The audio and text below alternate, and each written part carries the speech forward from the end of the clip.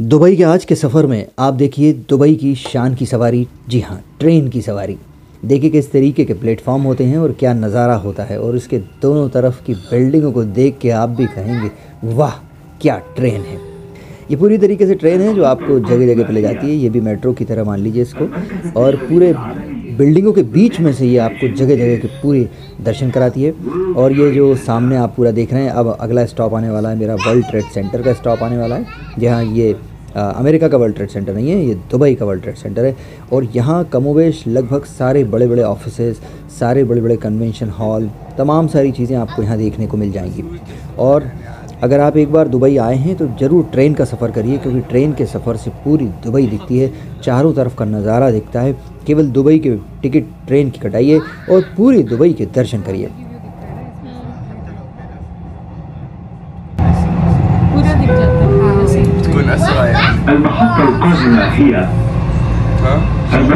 और देखिए अब आने वाला है बिल्कुल वर्ल्ड ट्रेड सेंटर का हमारा स्टॉप, जहाँ पे हम उतरेंगे और अपने अगले सफ़र के लिए रवाना हो जाएंगे। जी हाँ, ये देखिए पूरा प्लेटफॉर्म का नज़ारा देखिए। यहाँ पे प्लेटफॉर्म पे गाड़ी रुकेगी और उसके बाद पूरे तरीके से ये वर्ल्ड ट्रेड सेंटर का स्टॉप है। यहाँ से हम दूसरी जगह के लिए रवाना हो जाएंगे।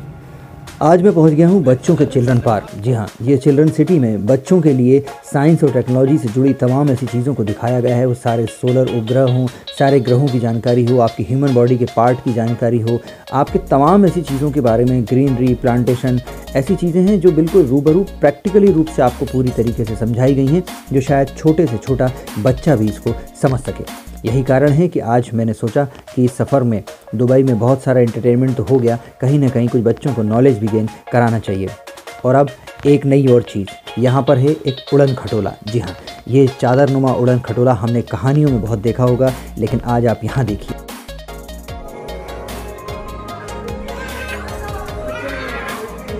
ये उड़न खटोला लगेगा आपको जैसे जन्नत की सैर करा रहा हो, आसमान में उड़ रहा हो। सामने एक बड़ा सा पर्दा लगा है जो आपको पूरा आभास कराता है कि आप आकाश में उड़ रहे हैं। तो रहिए इस उड़न खटोले की सवारी के लिए तैयार, और इस उड़न खटोले पर बैठकर आप भी दुबई के पूरी चीज़ों का आनंद ले सकते हैं, चाहे वो बुर्ज खलीफा हो, चाहे वो दुबई फ्रेम हो, और चाहे वो डॉल्फिनेरियम हो, सबका।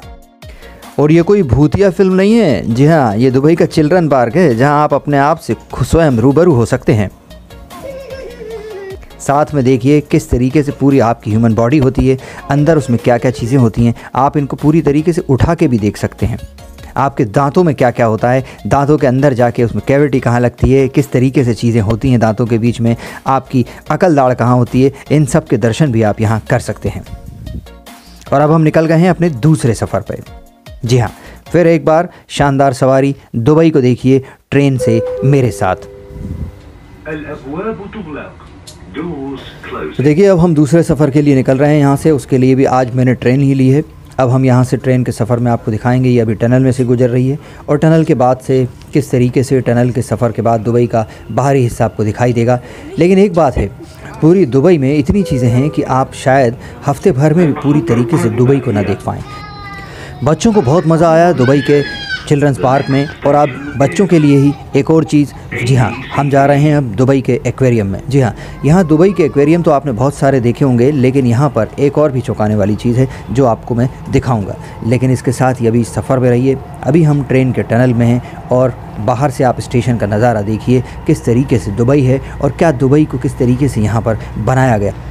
वैसे तो पूरी दुबई मैनमेड है, लेकिन अगर आदमियों ने भी बनाया है तो इस तरीके से बनाया है कि पूरी दुनिया का ध्यान आज दुबई अपनी ओर खींच रही है। देखिए ऐसा नहीं है कि दुबई इसके बाद थम गई है। दुबई में लगातार नई नई चीज़ें बनती चली जा रही हैं। और दुबई के बाद अगर किसी ने सबसे ज़्यादा एमिरेट्स में और भी डेवलपमेंट हुआ है तो वो है आबू धाबी। जी हाँ, दुबई और आबू धाबी को देख के और भी दूसरे एमिरेट्स जो हैं अब इसी पैटर्न पे नई तैयारी के साथ उतरने की कोशिश कर रहे हैं। जी हाँ, और अब हम पहुँच गए हैं अपने दुबई एक्वेरियम में। जी हाँ,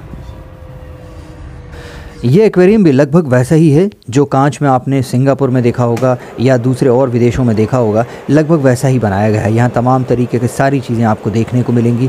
यहाँ पे शार्क भी देखने को मिलेगी और भी दूसरे मैमल देखने को मिलेंगे। लेकिन यहाँ पे जो एक सबसे ख़ास बात है वो मैं आपको थोड़ी देर बाद दिखाऊँगा, जो अपने आप में चौंकाने वाली है और उसको देख के आपको भी अच्छा लगेगा। जी हाँ, अभी तो फ़िलहाल ये इनके बारे में, इनकी डिटेलिंग के बारे में बताया जा रहा है, और इसके बाद ये हमारा सफ़र यहाँ पर शुरू हो जाएगा। बच्चों को बहुत डिमांड थी कि हमें जाना है, हमें एक्वेरियम देखना है।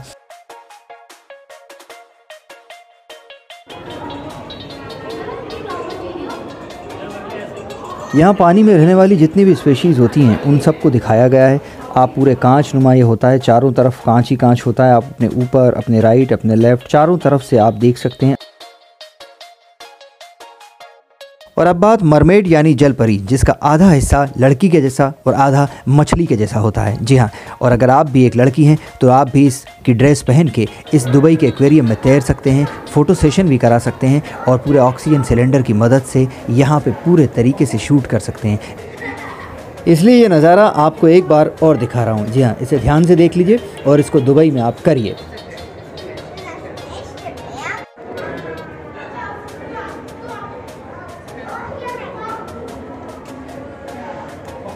बचपन से बहुत ज़्यादा कहानियाँ सुनी हैं मरमेड और जलपरी की।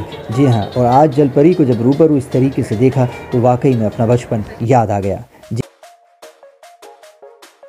मरमेड की इस कहानी के बाद अब और कुछ बताने को बचा नहीं है। बाकी तो एक्वेरियम में आप सब चीज़ें जानते ही हैं। तो मेरे चैनल पे बने रहिए, लाइक करिए, शेयर करिए, सब्सक्राइब करिए। और आपने मेरे को देखा उसके लिए बहुत बहुत धन्यवाद।